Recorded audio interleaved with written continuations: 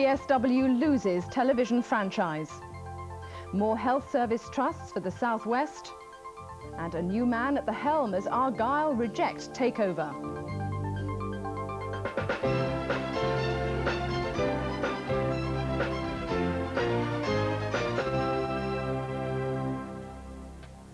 Good evening on what is a rather sad day for us all here at TSW, following the news that we're to lose the franchise to broadcast to the South West from January 1993. But we have still got 14 months left to run, and we promise we'll still be keeping you informed, entertained and amused. And we'll have a full report on the franchise in a moment. Also on our menu tonight, oysters. The shellfish delicacy is making a big comeback in the South West, thanks partly due to a ban on the use of TBT paint, once used by many boat owners. First, though, the main news of the day. Dominic. Good evening. TSW, Television South West, have lost the independent television franchise for the South West. Rivals West Country Television have been awarded the licence from January 1993, despite making a lower bid. The decision could mean nearly 300 job losses. If this had been originally planned, the franchise allocation had been a pure auction, TSW would have won easily. Their £16 million a year bid was double that of their two rivals. But the Independent Television Commission decided that TSW's bid was unrealistically high. They doubted whether the company would be able to afford to carry out the promises in their franchise application. Well, I'm very disappointed, of course, deeply disappointed. We think we played entirely by the rules. We know we passed the quality hurdle, the quality threshold, with flying colours. The game was a blind auction, and we made the highest bid, as you can see from the figures, and yet we lost. We have to consider our position. Indeed, we will have a board meeting very soon, and we will have to consider whether we wish to have a judicial review over the result. But that's something which has to be discussed with my colleagues at the board before we can make a final decision. Staff at TSW heard the news in stunned silence. Many have already been through the trauma before, when Westwood Television lost to TSW 10 years ago. It's the third time I've been involved in a franchise, and the upheaval is just getting a bit over the top. Simple as that. Well, I think it's a shock for everybody here. I don't think any of the staff thought that TSW would lose it. And now that they have, it's a feeling of shock, I think. At present, WTV are housed in an office at Brittany Ferries, one of the company's major shareholders. Others include South West Water and associated newspapers. Well, there are going to be more programmes produced in the region. There's going to be a somewhat greater emphasis upon news and news-related programmes. For example, our main evening news programme at 6 o'clock will run for a full hour every night. We shall also establish small studios in 7 other centres, in addition to the main studios in Plymouth. The news of the franchise change had a mixed reception from South West MPs. I was extremely shocked and amazed. I really had not conceived that the highest bidder would not get the franchise. I'm not entirely surprised by the decision that the Independent Television Commission have made. Clearly, they took the view that the incumbent, TSW, had overbid. In relation to South West Water, I think that the biggest priority of South West Water is to get the sewage cleaned up off our beaches, rather than taking over the television companies that might report on the problems. WTV now have 14 months to build their new studios in Plymouth and recruit their 167 staff. They've said they'll welcome applications from existing TSW employees, but most of the 300 staff there look likely to lose their jobs. The new company are due on air in January 1993, giving the South West its third ITV company in just over a decade. Well, Television South West has pledged to carry on producing high-quality programmes right up to midnight on December 31st, 1992, when the television franchise for the South West officially passes to WTV. TSW took over from Westwood Television in 1981. The last 10 years have produced a crop of memorable programmes and a string of international awards for the company's programme makers, technicians and journalists. In daily bulletins and on the nightly TSW Today programme, TSW has had a superb track record in the field of news and sport. The automatic smoke detectors gave the first alarm at around 10 o'clock on the night of December the 19th. Within 10 minutes, the first appliances were on the scene. There were problems. Right before the storm. riders of the storm. Into this house we're born, into this world we're thrown. Prisoners began appearing on the roof of the jail. One of them told TSW they were protesting over what he called brutal conditions. Why are you up there? So now, after the months of anticipation, it's time for the action. And it's Billy Peters to start off this ADT County Championship final for Cornwall. He's using it to set this inside section up. Here we go. Oh, a huge manoeuvre, but he falls off. And in the arena of documentaries, TSW scooped a clutch of international awards. White Knights and Fiery Steeds looked at the controversy over low flying.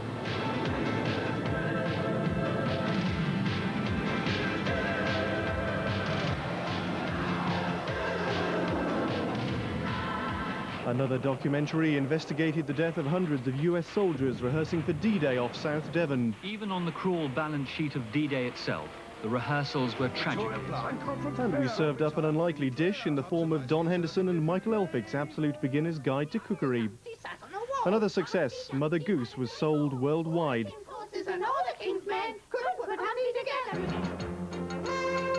Southwest Week is a pioneering roundup of the week's news for the deaf and hard of hearing. TSW is one of the few stations in the country to provide such a service and will continue to do so until the end of next year.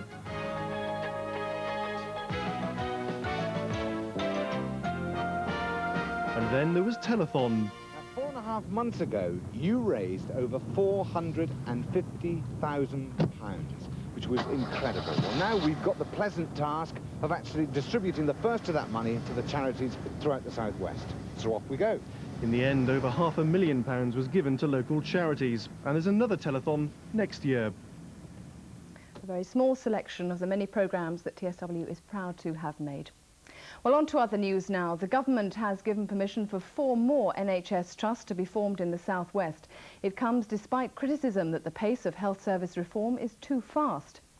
The new trusts are Devon Ambulance Service, Plymouth Community Services, Exeter Community Services and Royal Cornwall Hospitals and West Cornwall Hospital Trust. The second wave of NHS trusts was announced in the Commons by Health Secretary William Waldegrave. It immediately drew attacks from his opponent on the opposition benches.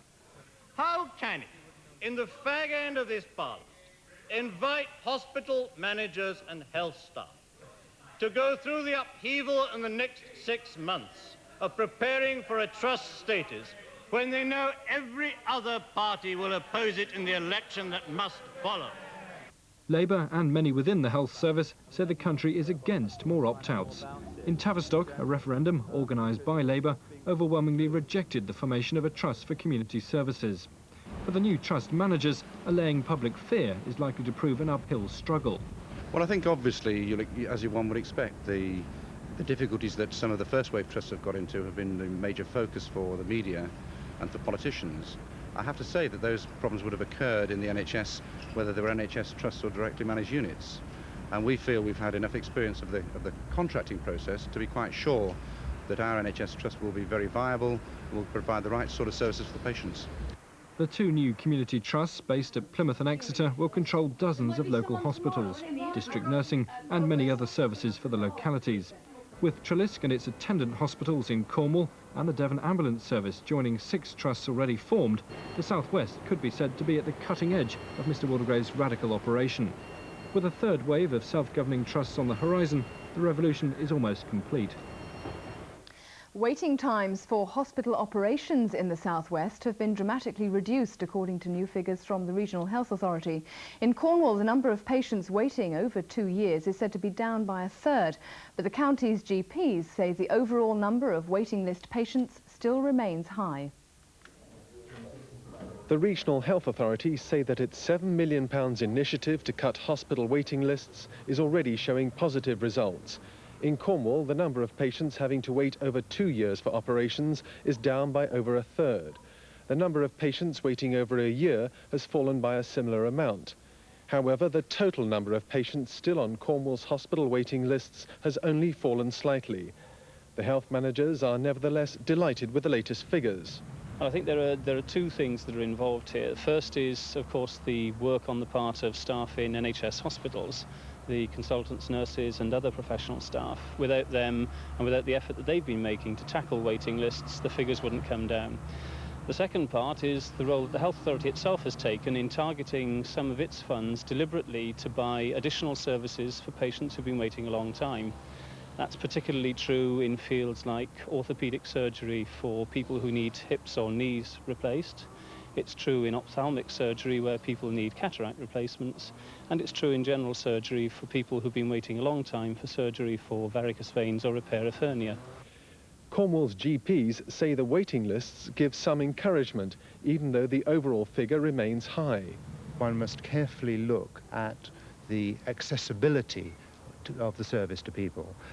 Patients are only interested in how long it takes them from the general practitioner writing a referral letter to actually getting onto the operating table, the pen to knife index, if you like, and that is what's important to patients. How long will it take a new patient who comes to see me tomorrow to actually get surgery? I think these figures give some encouragement, but it's that sort of information that I really want to see, and then I will give you a comment as to whether the service has really improved.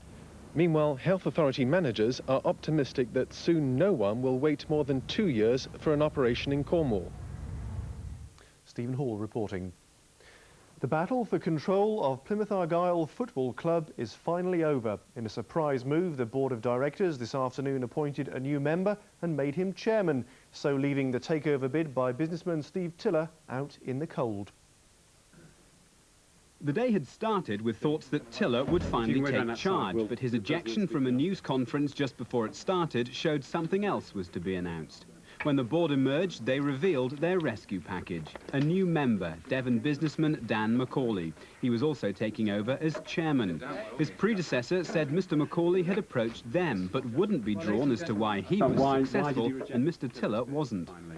Well, obviously we consider ourselves and we feel that this is the best move in the long run for the club. It's as simple as that, really. But why was Mr. Tiller's bid thought not to be in the best interest of the club? Because we feel that the offer that has now been made is in the best interest of the club. That's basically all I would like to say on that. Did you come to the question of how much money Mr. Macaulay was putting up was also not answered. He would only say it was substantial and would be made available to the manager right away. If today's move came as something of a surprise to the media, to Steve Tiller, it was a bombshell. I was led to believe by their solicitor. He said bring a checkbook, which was implied that something was going to happen, didn't it? So it's either a sneaky little trick or just another game. Well, I think I'll put more money up front. Well, known to be more money, I can't say more, but at least my offer was concrete. It wasn't ifs and buts, it was definite. And obviously the board could qualify that and quantify it and could make a decision easier, I guess. The board may hope this ends it all, but questions still remain. What was wrong with Tiller's bid, and how much is the new financial injection? Without the figure, a sober comparison with the Tiller offer is impossible. Whatever the wish, Dan Macaulay is now very much a man on trial. The families of 3 Brixham trawlermen still unaccounted for after the sinking of the Ocean Hound hope to hear by tomorrow if their bodies have been located. The trawler went down off the Kent coast in August. Only 2 bodies have been recovered. A Department of Transport survey ship is over the site of the wreckage and investigators have lowered remote control cameras to examine the interior.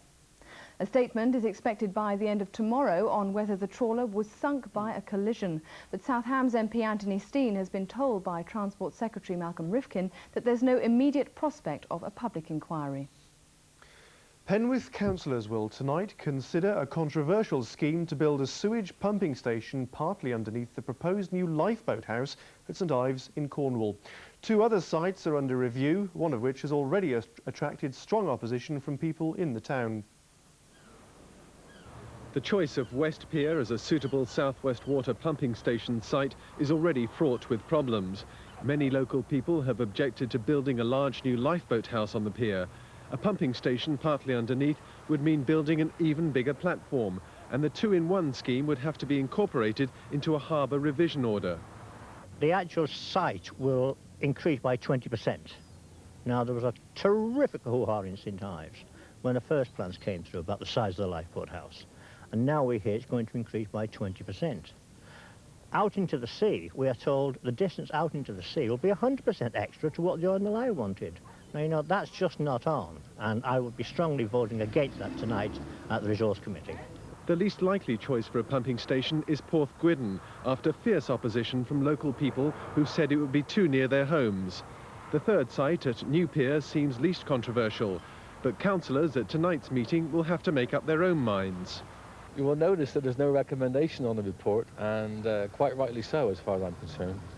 It has become a very public debate now, should I say.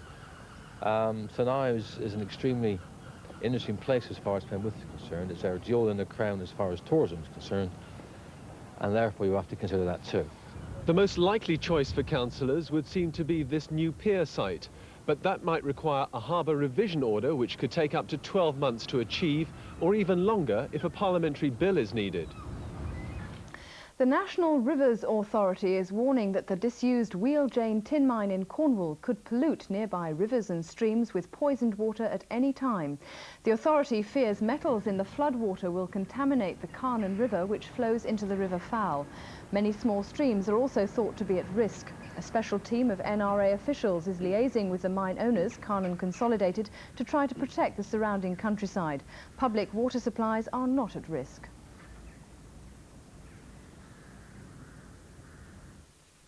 Police are warning women and children in Plymouth to take extra care after a masked man tried to grab a 12-year-old girl as she walked to school this morning. The youngster managed to escape after a man wearing a balaclava jumped at her as she took a short cut through Widey Woods in Crown Hill. Police believe he was the same man who indecently exposed himself to two women in the woods earlier this week. 25 Japanese teachers have been receiving a lesson themselves in Devon about the British education system. The delegation spending 2 weeks in this country visiting schools to compare the strict teaching style of the Far East with our more relaxed methods. You might have thought there's not much the Japanese could learn from the British, but today's evidence suggests otherwise. Despite being so successful in industry for so many years, the land of the rising sun is still open to improvements. The 25 Japanese teachers visiting 4 Devon schools will take home new ideas, though how much they picked up during their tour of Estover Community College near Plymouth was hard to say. None of the party spoke much English, and they remained suitably inscrutable throughout. Even so, the college principal thinks they were enlightened by what they saw. I think they're very impressed with the size of our classes here. They certainly have much bigger classes where they are. The variety of teaching that we have here, the relaxed atmosphere within the college, I think all these things have impressed them. What do you hope eventually they'll get out of this visit? I hope they will get an impression of the great variety that there is in the British education system. One has the impression that the Japanese system is very standardised, and our system offers far greater flexibility and variety. David Beckett with that report. Now, as any seasoned gourmet will tell you, the oyster is the most highly prized of all shellfish. Revered by the French and a delicacy among the rich, you may not know that the oyster was once standard cuisine in even the most humble of kitchens. But in Britain's increasingly polluted waters, many would-be oyster addicts have been put off. Well, now the world's favourite shellfish is enjoying a revival here in the southwest. And as Ray Tostervin explains, it's all down to paint. At low tide, almost any day of the week, Dave Jarrod can be seen walking the mudflats at the mouth of the ex-estuary. Here at Cockwood, just yards from the main Penzance to Paddington railway line, Dave rears a crop that finds its way onto the dinner plates of the most fashionable restaurants in the land. For Dave Jarrod, farming doesn't mean beef or sheep, but oysters. And this season's been a particularly good one for the mollusk with the mostest. A shellfish reputed to have fired the sexual desire of lovers down the ages. But despite much publicised estuary clean-up campaigns, the biggest factor in the ex-oyster boom has been a government ban on the use of tributyl tin anti-fouling paint, which until 18 months ago was the standard marine preservative used by boat owners across the country. 4 or 5 years ago, we were looking at a 3 to 4 year period to grow a shellfish, an oyster, to 100, 120 grams, whereas now we're looking at 18 months to 2 years, simply because the rivers and estuaries are much more lively with the zooplankton and the phytoplankton that the animals feed on. These were the organisms that were being killed by the TBT paints. In the mid-1970s, the French oystermen were finding that all of their oyster stocks were being grossly deformed, and there was some evidence that reproduction was being affected. Towards the late 1970s, they found evidence that, in fact, it was this TBT paint that was causing this problem, and this prompted the French government to make the ban on TBT paints in 1982. After about 5 years, the condition of their oysters improved immeasurably, and their breeding rate went up, and consequently their production of oysters went back to the pre-TBT days. Dave Jarrett's ex-shellfish farm currently supplies 500,000 oysters a year. With a 5-figure cash turnover, the business is among the top 5 oyster farms in Britain. But selling anything up to £2 a time in a London hotel, oysters are still seen as the preserve of the wealthy gastronome. And there's always the lingering doubt that oysters from an estuary might not be safe to eat. Some people do believe that. That's not actually the case, simply because I do pride myself with being able to put on the market a clean product that's gone through my registered purification tank, registered by the Health Authority and by the Ministry of Agriculture. And it is a premises that conforms to the new 1992 regulations, and not very many places in the country can actually boast that currently. As always, of course, the proof is in the eating. And I have to say that the ex-oyster has a certain delicate piquancy to tempt even the most fickle palate. But it's supposed to be soft and succulent. Well, here goes, let's find out.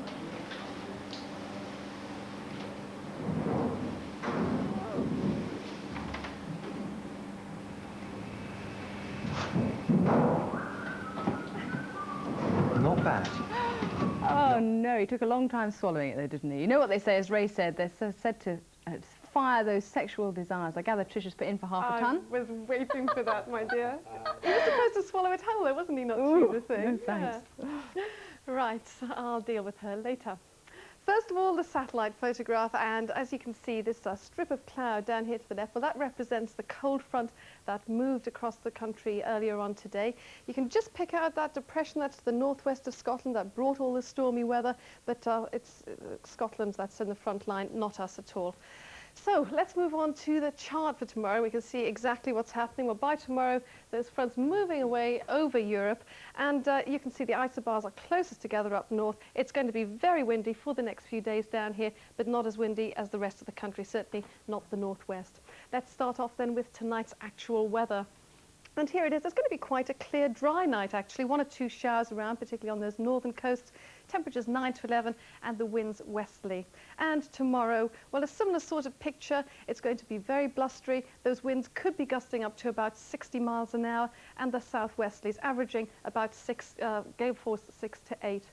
Well, a few showers around, a few sunny intervals, but as I said, predominantly a blustery day. Let's quickly have a look at those tides.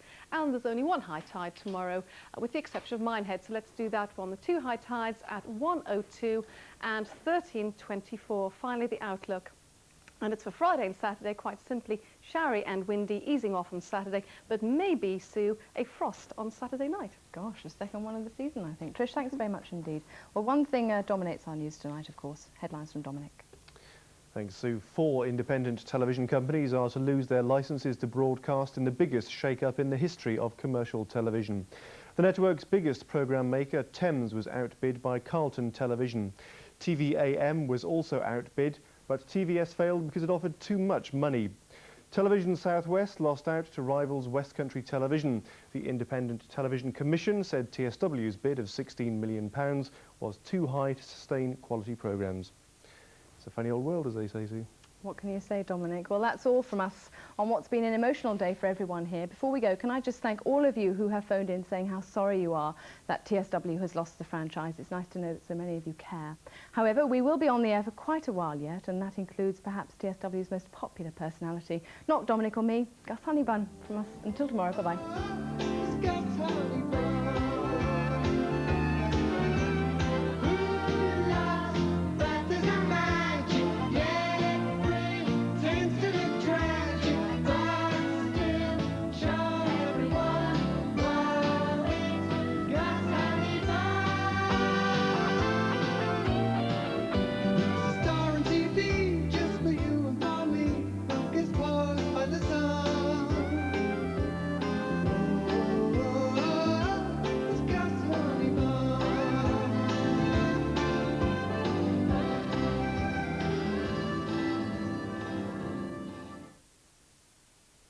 Hello there, and a very good evening to you, little thing. We have 2 new series for you tonight, among other...